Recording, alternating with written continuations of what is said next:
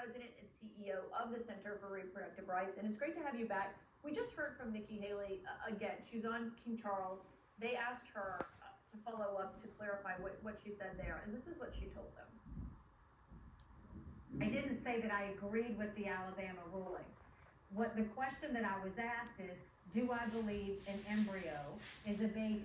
I do think that if you look in the definition, an embryo is considered an unborn baby. And so yes, I believe from my stance that that is. The difference is, and this is what I say about abortion as well, we need to treat these issues with the utmost respect. What do you make of that answer? Not even just from a political sense, but what it means for what someone who wants to be president, how they see this.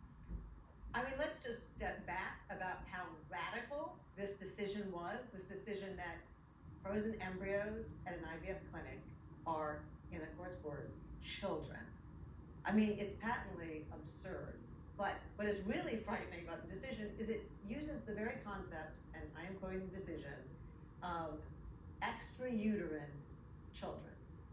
I mean, if it weren't so scary in its implications, it almost sounds like a farce. So it is problematic that anyone is framing this as a reasonable decision. I wrote that down as well to ask you about because I looked at it and it's the opinion, obviously they're typically stored in freezers and it referred to them as extra-uterine children. Is that a typical medical term? Of course not. An embryo is an embryo, right? A born child is a born child. And what is frightening here is the fact that, we're seeing it all over, this erosion of reproductive autonomy. Of course, we saw it in the reversal of Roe versus Wade with respect to abortion.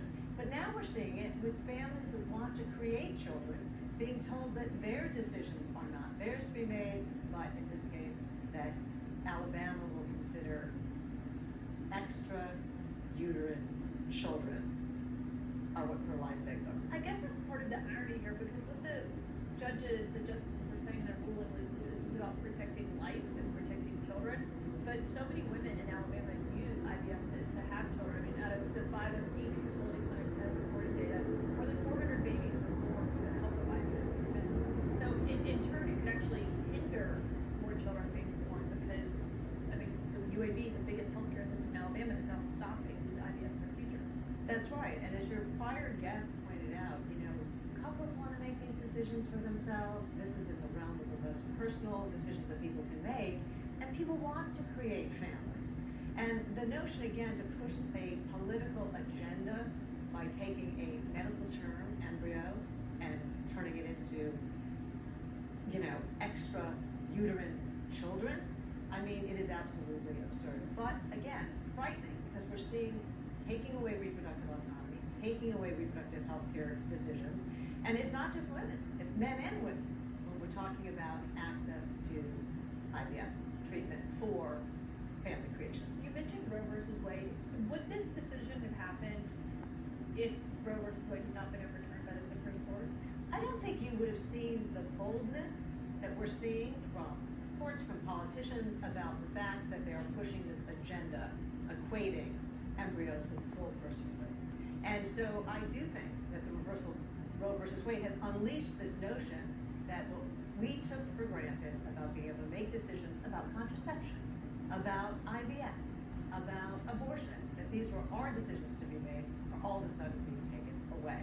UAB closing, what's your concern that it's not the last? Well, it's a concern that this concept, again, of the extra-uterine children could spread to other states. Personhood laws have always been a problem in other states. And again, it is just heartbreaking for families who may not be able to choose, as military families cannot, where they reside, to live in a state that doesn't respect their rights to make these family formation decisions for themselves. It's a wide-ranging decision. Thank you for joining us to talk about the impact it's going to have.